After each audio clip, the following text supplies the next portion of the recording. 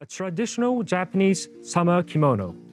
Arimatsu Shibori has a history of more than 400 years.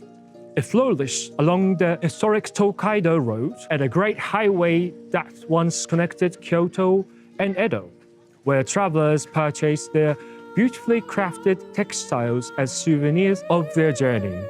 Shibori refers to traditional dyeing technique in which fabric is carefully bound, folded, stitched, or twisted before being dyed, creating intricate patterns entirely by hand.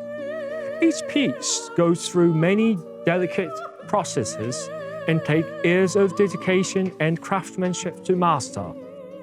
Traditionally, Arimatsu Shibori is made using natural materials such as cotton and natural indigo dye.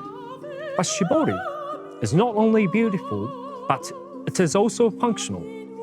The textile fabric improves breathability, helps yukata stay cool during Japan's hot and humid summers, and creates a light, comfortable feeling when worn. Today, we have arrived at Arimatsu Shibori Festival to experience this living tradition, meet the artisans preserving it, and discover the beauty of handmade Japanese culture.